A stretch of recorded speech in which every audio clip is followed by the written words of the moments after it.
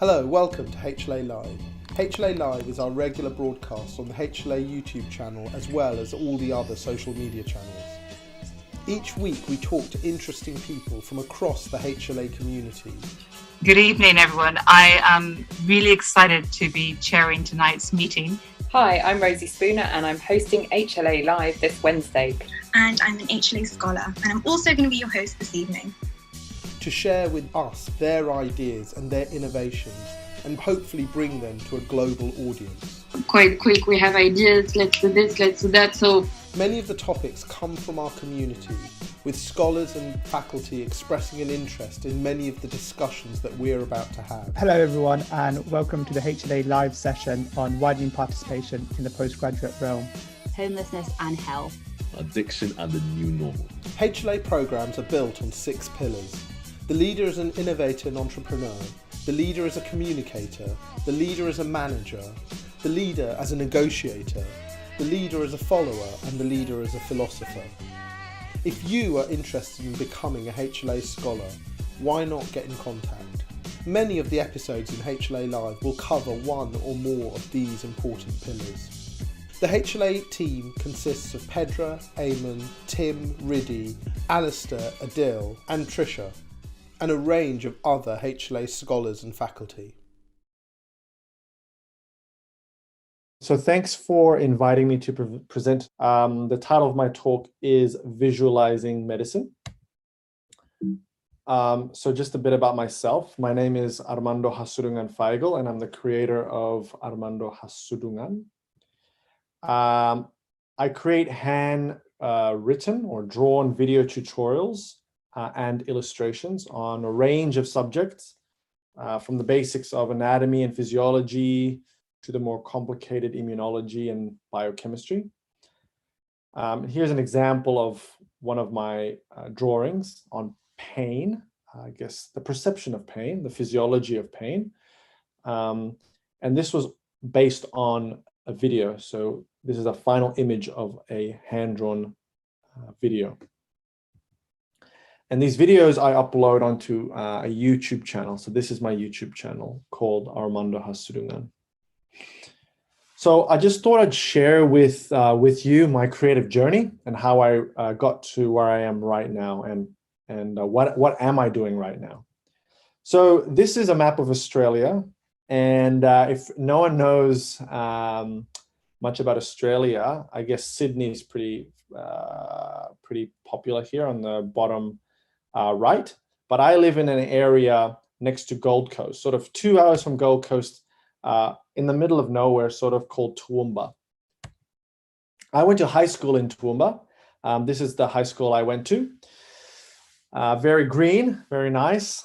So in high school, I was a very I didn't actually do much science at all. I was an artsy student. I did more art.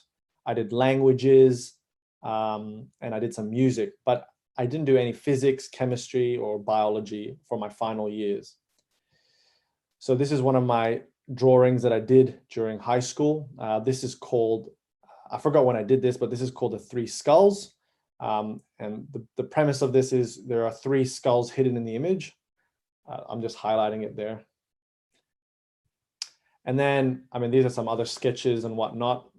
So on the right, there's some graffiti. I'm very much into graffiti. I've never graffitied on a wall, but hopefully one day, maybe. I don't know how professional that is, but you know. So it was after high school when I didn't know what to do. Initially, I wanted to do physiotherapy. But in order to do physiotherapy, you needed a prerequisite in science, which I didn't have at high school. So I had to do a biomedical degree. So, you know, I didn't have any experience in biology really, or chemistry or all that stuff. So I actually heavily relied on illustrations. And this is an illustration from one of the textbooks that I used.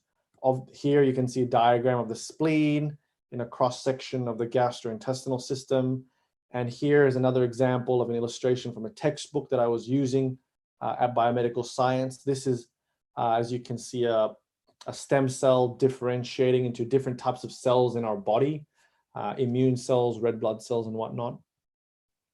And these are illustrations from Martini and Nath. This is one of many textbooks I used, and a lot of illustrations that I based my understanding of these topics from.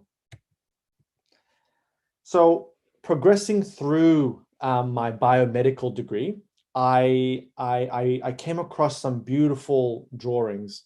So here is a cross section of a heart, and here is another diagram of a person who has something called right-sided heart failure, and you can see they're quite we call it edematous. They're very fluid overloaded. They're quite cyanotic. They're blue, and these are illustrations by a person called Frank Netta, and he is quite an inspiration to me and what got me into drawing. Also, relying on the illustrations through my studies, I actually also tried to do my own style, and I picked up my own style by looking at other people's style. So here is a diagram from a very popular journal article, actually, and this diagram essentially represents what happens to your coronary arteries when plaque forms and then ruptures. This is a representation of when someone has a heart attack. You can see a clot forming and whatnot. And similarly, this is another diagram, but from a different journal article, another famous journal article, and again, depicting the same concept, that this is the coronary arteries, the arteries that supply your heart, and it's having plaques are forming and it's bursting, causing a thrombus. So it's just interesting to see how, the same type of information is being represented. It's being drawn in a different style. So one is from a famous, very popular medical journal called Nature Medicine, I guess, and the other one is from another one called New England Journal of Medicine. Again, similarly, here is another diagram on what's called coronary artery bypass, which is basically where they take vessels from elsewhere in your body and insert it into your heart to help blood supply, to help blood flow in the heart. So that's from a journal article, and then another same representation on a different journal article. So you can appreciate the different styles of drawing or illustrations. And again, they have very specific styles. So, this got me to, I guess, find my own style, I guess. And these are one of the first illustrations I did during my biomedical degree. And this is a drawing of a brain, and the brain is made up of neurons. And then, the neurons are sending impulses through each other, communicating with each other. And these impulses that travel along the axon here rely on the differences in chemicals, sodium, coming into the cell, propagating this sort of electric impulses down. So this is what I started doing, and this is what I started doing in order to, I guess, understand what I was studying during my biomedical degree, because I really relied on illustrations. And it wasn't until I had a pharmacology assignment during I think it was my first year of biomedicine, that we had to select a topic to present, a drug to present. And I had a great idea. I had a great idea after watching a YouTube video called RSA Animate, where it was this guy that drew on a whiteboard and sort of explained a particular concept. And so I thought, hey, why don't I do that? So I did. I did a whiteboard or paper-based illustration, and I recorded myself on a drug called etanercept, which is a TNF-alpha antagonist used in rheumatological diseases. TNF-alpha is like a cytokine that's released by cells, and it propagates an inflammatory reaction. And so this etanercept, the drug, sort of binds and inhibits TNF-alpha from acting around your body, and so it suppresses the immune system. And this is my very first illustrative drawing that I did, and it's pretty bad. I mean, you can see the shadows there. So, but you know, what I learned doing that video was that I was able to retain information, understand information, and most importantly, explain the information. And I realized that, you know, this was a very effective way of learning for me. And so I started doing it again on other topics, mainly immunology. So here is another video earlier on in the first year. This is a video on toll-like receptors. And so, yeah, I just kept doing this until, I guess this was one of the most recent videos. Actually, this was about 2 years ago. This is on the anatomy of the nasal cavity. And this is essentially the blood supply to the nasal cavity. That's your nose there. So, you know, I've created all these videos, and I produce final images from these videos. And so I'll just take you through some of them. So for example, here is a final image or part of a final image on a video on acute coronary syndrome. And it really just tells you the story about how a normal heart, the blood vessel supplying the normal heart develops plaques, like lipid plaques, and eventually they could obstruct and rupture, causing thrombosis. And then you get, you know, no oxygen supplying your heart muscles, and so they die, and that's called a heart attack. And you know, the risk factors and whatnot. Here's the same diagram, but I guess this it's actually a bigger video. So it talks, you know, about the mechanism and the ECG changes and whatnot. And here's another video, one of my earlier videos on immunology, which I mentioned earlier. Actually, this is, I'm a big fan of immunology, and this is a video on the adaptive immune system. Here is another immunology final image of a video on the mucosal immune system. So mucosal immunity is quite neglected. We all know about, you know, the immune system in our skin and whatnot, in our blood, but the mucosal immune system, the lining of our digestive system, for example, is very, very important because you have millions of bacteria living right inside you. And so this needs to be regulated by your immune cells there. Here is another final image on some anatomy videos. So this is one on the ear, different parts of the ear, the physiology of the ear as well. Here's again the anatomy of the eyelid. Again, a video on this. I started also doing videos on certain diseases, summaries. So here is a video on of the final image of a video on celiac disease, and it really goes through the important fundamentals, the clinical presentation, investigation, management, and pathophysiology. Similarly, this is another video on endometriosis. Again, those different, those important topics of endometriosis that we need to learn at medical school. Finally, this is just the physiology of the adrenal glands. The adrenal glands sit above your kidneys, and they produce a lot of important hormones, stress hormones mainly, such as adrenaline and cortisol. So all of these videos and all of these images, all these videos are found within the website, and they're available there. I made them available there for free to the public. And I guess the driving force behind me creating this is, one, as I mentioned, I realized that doing these videos helped my studies throughout my biomedical degree, but also through my medical degree, and now as a doctor as well. But also, I realized that these videos have helped other people along the way through the comments on YouTube, for example, and that sort of drove me even further. So part of that drive made me want to create a website. So I created a website called armandoh.org. Just to continue on with that. This is just a screenshot of the website. I created, I sort of categorized the videos onto the different subjects. And I also decided to create, during my medical degree, create notes on different topics and more images and summaries. So here, for example, is a note, my notes on the renal cell carcinoma. And again, it just talks about, anatomy, risk factors, signs and symptoms, and all that. And these are all for free on the website.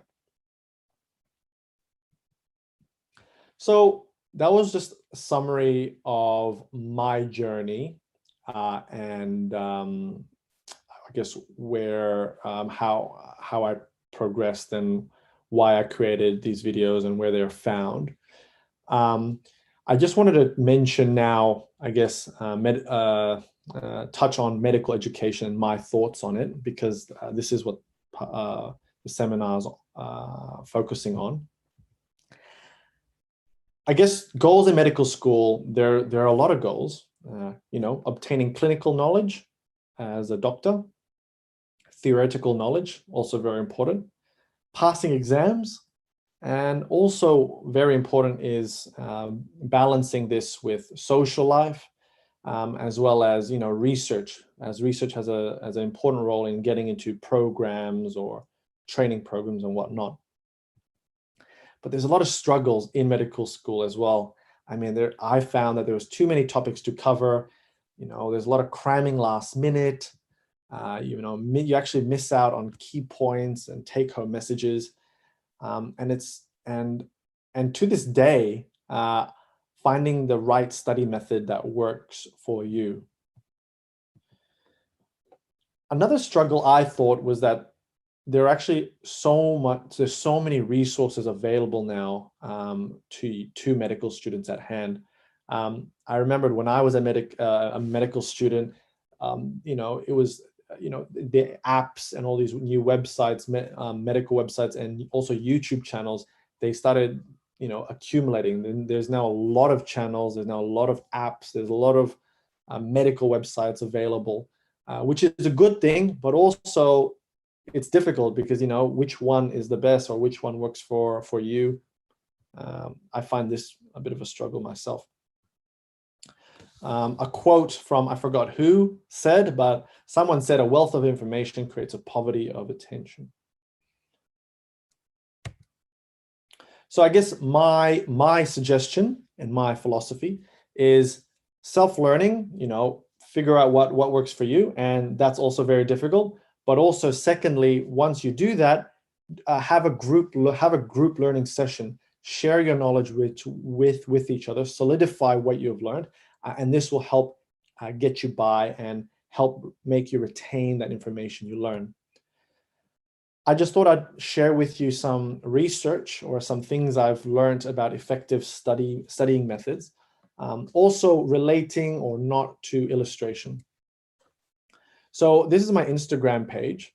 And the reason why I'm sharing this is because of a quote that I've had there since I created the page. And one of my one of my favorite quotes, which is "Repetitio est mater studiorum." And I'm pretty sure what that means is repetition is the mother of studying, basically, is the best way of studying. Which I truly believe in. I think repetition is the key to studying and key to retaining information. But this needs to be an effective sort of repetition, because you can just repeat yourself, an hour after you learn something, but you don't necessarily retain it. And this is really backed by research.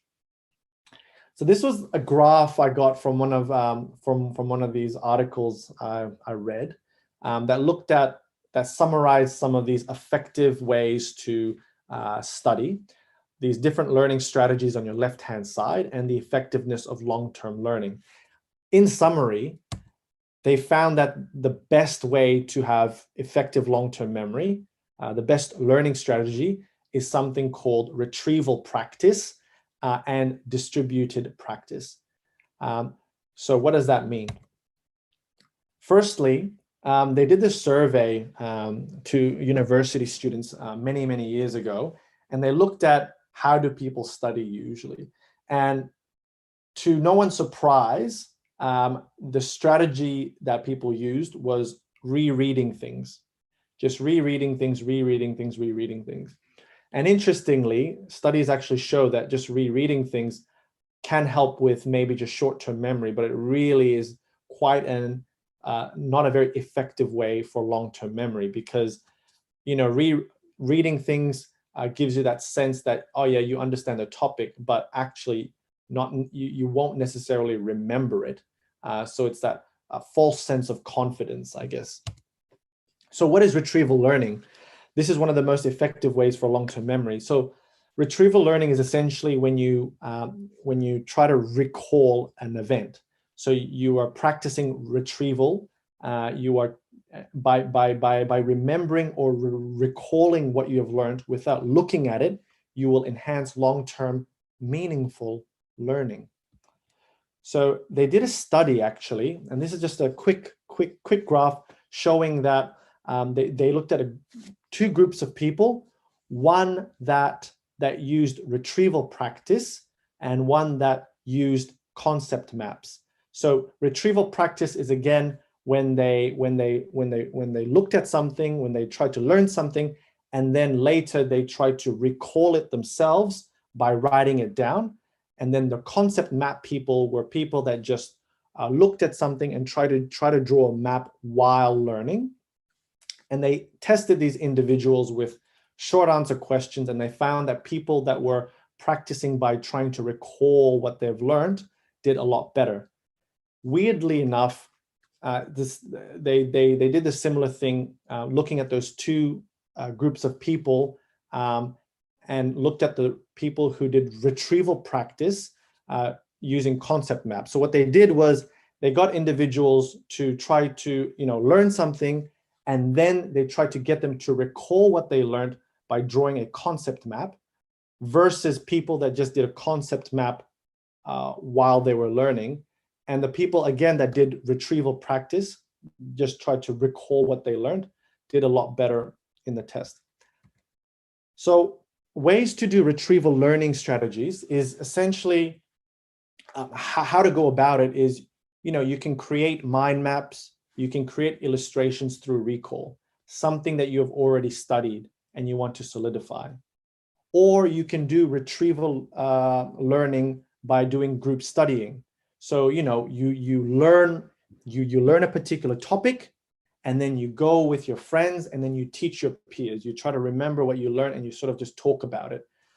And that also solidifies things, solidifies long-term memory. Or another option is to talk out loud. So you just try to remember what you've learned a day ago or 2 days ago. And just a final point on distributed practice. This was the other very effective way of learning, the learning strategy for long-term memory. And in distributed practice, what you do is essentially you want to repeat what you've learned over time to help with long-term retention and memory. So you don't want to just repeat what you've learned within a few hours. Rather, you want to do that after a few weeks, for example. So say I'm studying about acute heart attacks or acute MI today. A few days later or a few weeks later, I will revisit that topic, and that sort of solidifies what you've learned and sort of helps with long-term retention of that information. So the final quote is repetitio est mater studiorum. Through retrieval and spacing your repetition is the take-home message for effective learning. And that concludes my talk. Thank you for listening. If you have any questions, feel free to ask. Thanks. Thank you to everyone that made tonight's episode possible. Whenever our scholars are thinking about complex problems facing our health systems, we encourage them to think about how they make significant change in the world of healthcare. We are incredibly lucky to have some incredible scholars in the HLA. They use the HLA as a platform to take their ideas and bring them to fruition. If you are interested in the work of the HLA, why not join us at one of our future HLA events? Why not join one of our programs? Why not even become a HLA scholar? Thank you for joining us. My name is Johan Marlwaner, the director of the HLA, and it's a good night from all of us.